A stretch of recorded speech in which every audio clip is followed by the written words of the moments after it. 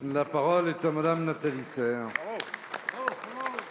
Merci, Monsieur le Président. Monsieur le ministre de l'Économie, des Finances et de la Relance, le 1er mars dernier, dans un discours sur l'état des lieux du plan de relance, vous vous félicitiez de la réussite de ce plan, louant la contractualisation avec les collectivités locales, répétant qu'il était indispensable qu'elles soient associées au déploiement industriel. C'était un beau discours. Concrètement, sur nos territoires, la réalité est bien différente. De nombreux projets déposés avec toutes les autorisations légales n'aboutissent pas, malgré le soutien de tous les élus locaux, très attentifs à l'équilibre de leur territoire entre développement économique, enjeux écologiques ou encore attractivité salariale des bassins de vie. Monsieur le ministre, plus que des mots, nos territoires ont besoin d'actes forts. La surenchère des obligations et les demandes superfétatoires de certains services régionalisés de l'État s'opposent à une instruction rapide des dossiers, permettent d'innombrables recours et découragent les entreprises qui, alors, se délocalisent.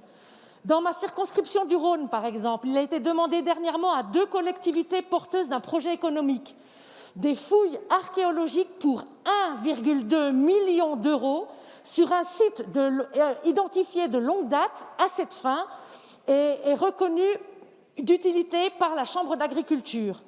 Une entreprise locale qui prévoyait d'y déplacer son stock a dû abandonner définitivement son projet suite à l'annulation par le tribunal administratif de l'autorisation environnementale accordée par le préfet.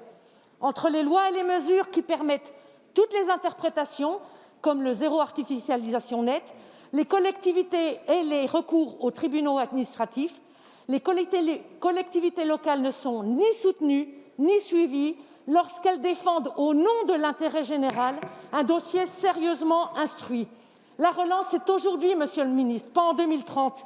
Afin de garantir le déploiement de la France, pouvons-nous compter sur un engagement ferme de l'État et de ses services pour un traitement rapide des dossiers aux côtés des élus de nos territoires? Je vous remercie. Merci, Madame la députée. La parole est à Monsieur Bruno Le Maire, ministre de l'Économie, des Finances et de la Relance. Monsieur le Président, Mesdames et Messieurs les députés, Madame la députée, si la relance n'avait pas été rapidement engagée, nous n'aurions pas aujourd'hui le meilleur chiffre de croissance de tous les pays de la zone euro. Si la relance n'avait pas été rapidement engagée, nous ne serions pas revenus, au moment où je vous parle, à un niveau de chômage inférieur à celui que nous avions avant la crise. Et si la relance n'avait pas été rapidement engagée, Madame la députée, nous ne serions pas un des premiers pays de la zone euro à avoir retrouvé, dès le début du mois de novembre, le même niveau d'activité économique qu'avant la crise. La relance, Madame la députée, est un succès. Ce n'est d'ailleurs pas uniquement moi qui le dis. Je reconnais bien volontiers être un peu juge et partie en la matière, puisque je suis ministre de la Relance. Mais c'est le rapport de M. Queuret que le Premier ministre a demandé, puisque notre méthode a toujours été de regarder en temps réel si ce que nous faisions pour protéger et relancer l'activité économique était efficace. C'est le FMI qui le dit, c'est la Commission européenne, c'est l'ensemble des partenaires européens qui reconnaissent que la France a réussi sa relance. Vous devriez vous réjouir avec nous que la France ait réussi sa relance économique.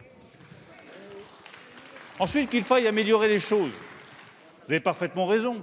Et je sais bien qu'un certain nombre de collectivités locales voudraient plus d'argent pour certains projets et que parfois nous sommes effectivement obligés de choisir. Je prends l'exemple des friches, qui sont un des grands succès de la relance.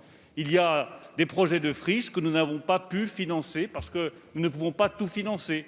Mais il ne faut pas à la fois nous reprocher d'un côté de dépenser trop et de l'autre côté nous demander toujours plus. Il faut être capable de faire des choix. C'est ce que nous faisons. Enfin, s'agissant du dossier particulier dont vous venez de me parler, je le redis, je suis à la pleine et entière disposition de tous les parlementaires. Et s'il y a des projets qui sont cohérents, qui sont utiles, qui créent de l'emploi dans un territoire qui mérite d'être financés, ils le seront et nous ferons, comme je vais l'annoncer tout à l'heure, tous les redéploiements financiers nécessaires.